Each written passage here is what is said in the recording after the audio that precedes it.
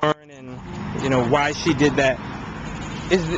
And I don't know, maybe Dr. Lilios, you could speak to this as well, but is there documentation stating exactly when she was born? I've seen the family Bible, and it does say 1891. It does. But then there's a dispute.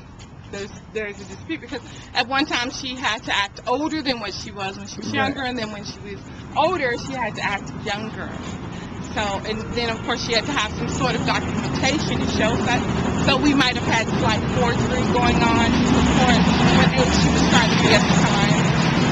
Right. So, and then it is kind of funny because she is a woman in the sense of a woman. We're like, that's my age and you'll take what I give you.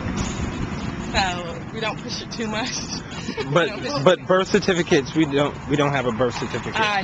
Well, we have census figures. I mean, census records and the family Bible. So Right. those are the two. In the sense, in the sense of having an actual birth certificate. Okay.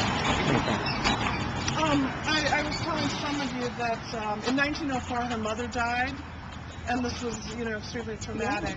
And we call the next decade of her life kind of the lost decade because there are very few records, and we don't know where she was and all of that. We do know through oral history that she had lived with various family members During that time. Yeah, and her brother had been married, and she lived with him and his family and took care of his children. So it's really it's all about who you ask. And then some have pictures. Some people have pictures of her in care of her nieces and nephews. So you have to kind of go on the oral history of what, happened. But when she came out of that decade, then she kind of had to reinvent herself. Yeah. And to get into high school, she had to appear 10 years younger. See? You said that her mother died in 1904? Yeah. So there's even a discrepancy there with her saying that she was 8 or 9 when her mother died, but then she's maybe 13 Well, or 14. she was 13 or 14. Right. Yeah. But then we've heard that she's 8 or 9. That's what she says in the testimony. See? That she did. The grave of the mother is not located. I believe now the graveyard has disappeared over behind the original. Right. It's now cased in, so there's no growth in that graveyard. So yeah. And basically the same thing that happened to her in an unmarked grave or grew over grave. And unless they had an idea of the area, and you're talking about maybe 12 graves to locate her. Same thing with her mother. So it's not marked. Her mom's grave would not be marked. It could be, but kind of overgrown, or maybe it was knocked down. You never know. But as of now, no. They have an idea of the area, possibly. Yeah, it's a sad thing, but that's the kind of thing that happened. Okay, so we're going to go over to the oldest house.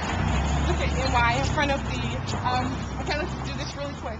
St. Lawrence, this is the house. This was the church. Inside you're going to see a representation of it being a church, a boarding house, a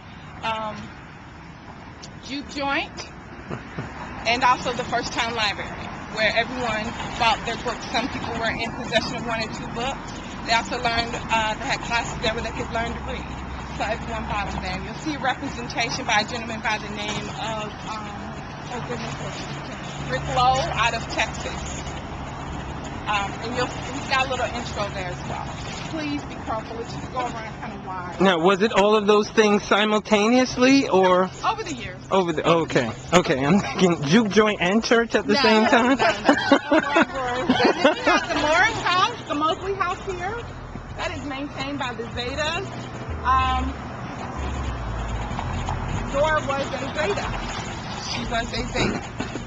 This house is actually absolutely adorable because inside everything is blue and white to their sorority.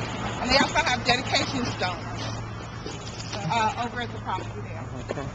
And FYI, the Zetas in Fort Pierce actually maintain her grave as well. Oh, really? Yeah.